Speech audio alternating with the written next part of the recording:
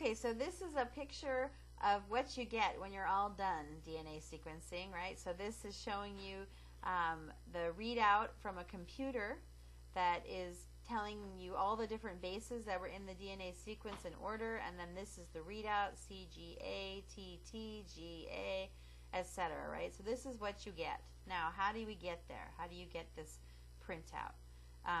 So the purpose of DNA sequencing is to determine the nucleotide sequence of DNA molecules.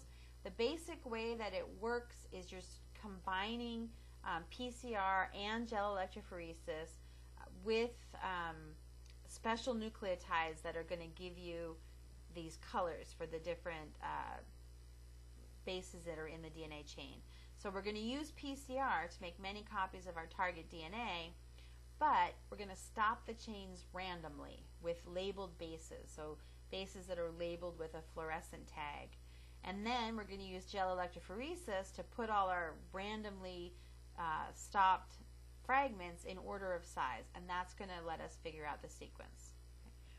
So in order to understand how this works, you need to remember again that DNA polymerase needs a 3' end when it's going to add nucleotides to a growing chain. So here is a growing chain of DNA. It looks like a ladder.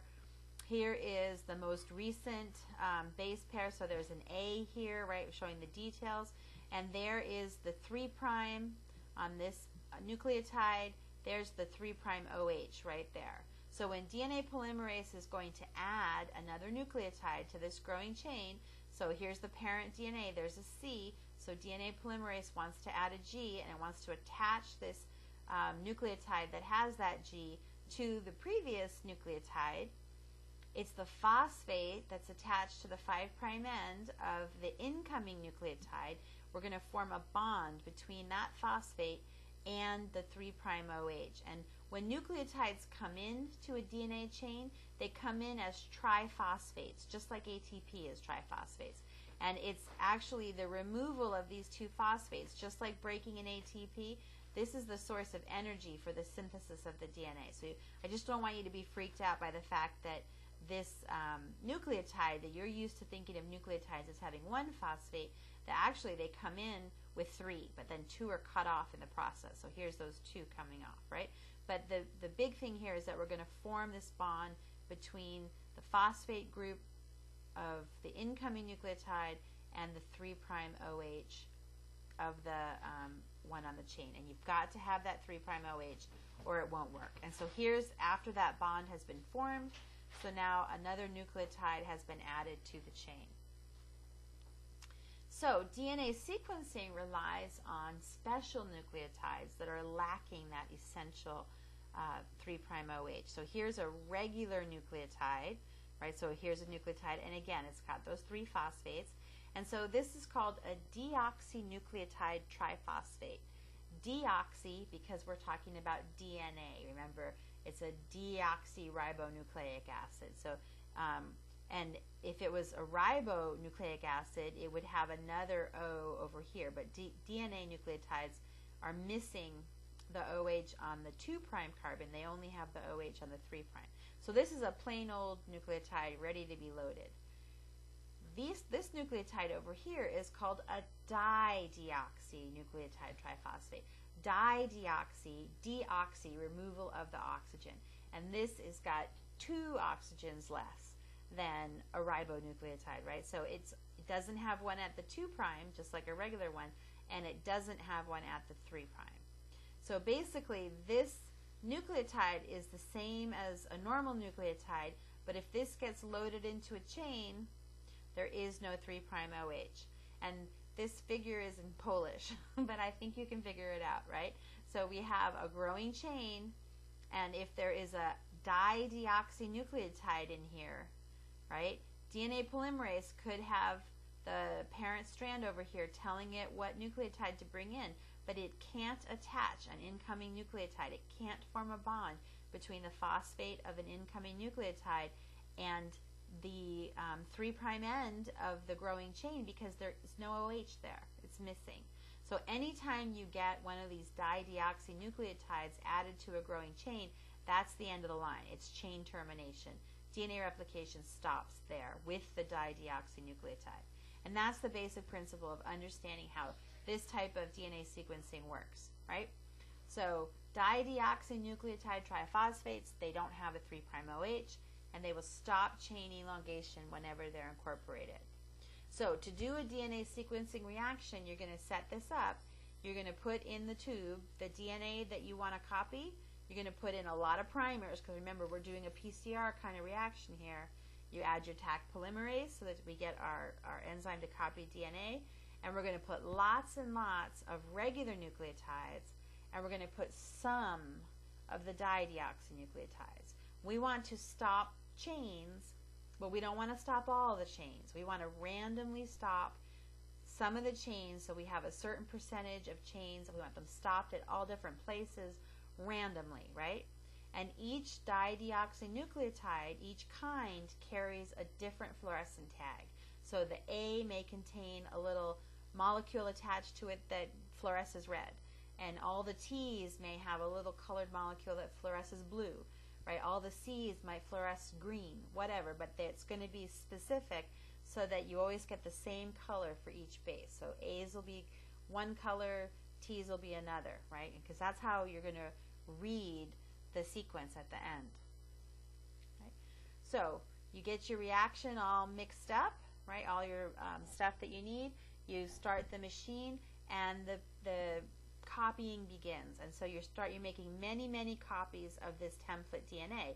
But as those copies are happening, as you're going through those thermocycler reactions, and telling two friends and telling two friends, as those chains are growing, every now and then, when Taq polymerase is building those chains, instead of grabbing a regular nucleotide, it's going to grab one of the dideoxynucleotides.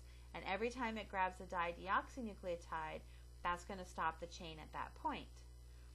And so then the machine does gel electrophoresis and runs it through a capillary gel. So a very thin tube that has gel in it. It is gel electrophoresis, just really tiny.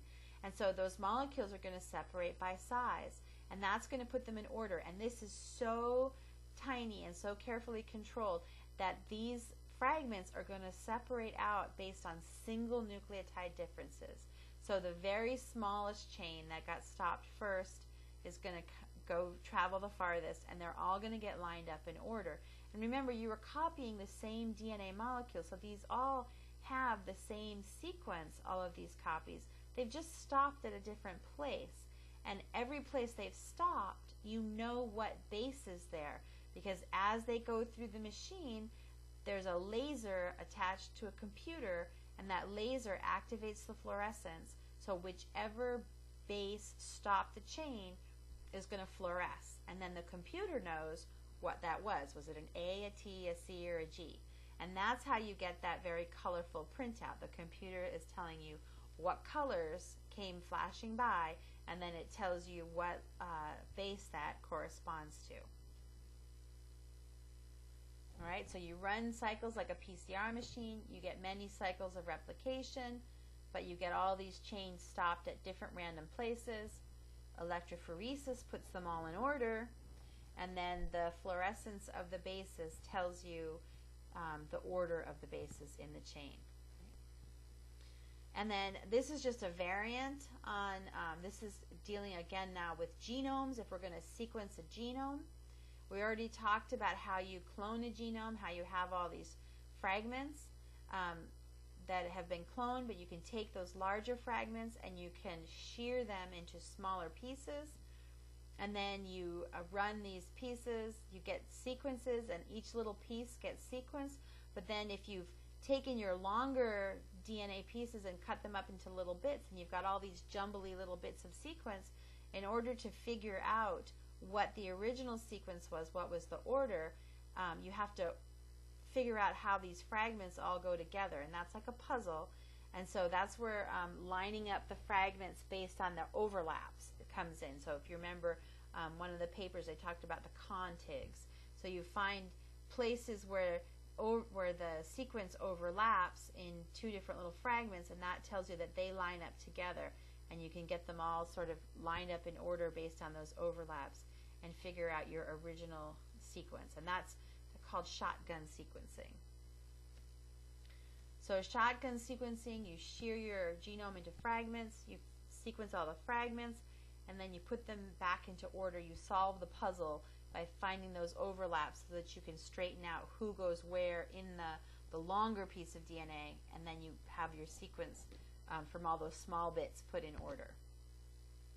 Okay, so I just want to say a tiny bit about the bioinformatics side, right? I mentioned that all of this information, we have to have a way to process it, and I liked this figure that came from the graduate program in bioinformatics at Boston University, and I liked it because it shows all of these fields feeding into bioinformatics, right? It's computers, it's math and statistics, it is computational biomedicine, it's biostatistics, it's all these different fields of biology. They're all connected. All of these fields of biology are generating massive amounts of data that then these other computing and math fields are tying into to create this sort of bioinformatics in the middle, right? So it is a huge growing field, and there's a huge demand for people to work in that field. And so what do we need to do just to skim the very tip of the iceberg? We have all these databases of information that need to be managed. They need to be mined. They're like books full of information that haven't been read yet. So there needs to be people that are applying the statistical analysis, that are applying the mathematics to go into these databases. What can we learn from them? Decoding them. So again, getting out that Rosetta Stone and figuring out what it all means. That involves a lot of computer programming and statistical analysis. So we need statistics. We can build models that predict how things might behave or what they mean, and then test those models, right? So I'll just wrap up with a couple of reminders of some examples that we've been looking at throughout the quarter. So we saw how comparative genomics was used to study the impact of coevolution between Helicobacter pylori and humans, and what impact that had on the severity of their gastric lesions, right? That was genomics, looking at the genomics of Helicobacter, looking at the genomes of the people, and then mining that data using statistics to figure out how the ancestry of the person, how that lined up with the ancestry of the Helicobacter, and together, what did that mean for the severity of those gastric lesions? We've also seen an example of metagenomics when we read the paper about the gut microbiota of the elderly, right? They sampled gut microbiota. They did this metagenomic study and figured out which groups of microbes were present in the different people, and then they compared that to overall health and came up with a picture of how diet and your gut microbiota was correlated with either frailty or better health. We saw that one. And then in the ComGen project, you're going to be doing a little bit of functional genomics. You're going to get a clone. So one of those little cultures of bacteria that contains a scrap of DNA. You're going to prep that for DNA sequencing. And after you get your sequence back, you're going to go into one of these databases and try to figure out, what does your sequence mean, right? Has anybody identified a similar protein? Can you guess at if it is a protein, what does it mean? So that is functional genomics. Okay, so that's a little bit of background. It's going to tie into what we're doing in lab, and hopefully will help some of the papers we've been reading and will continue to read make a little more sense.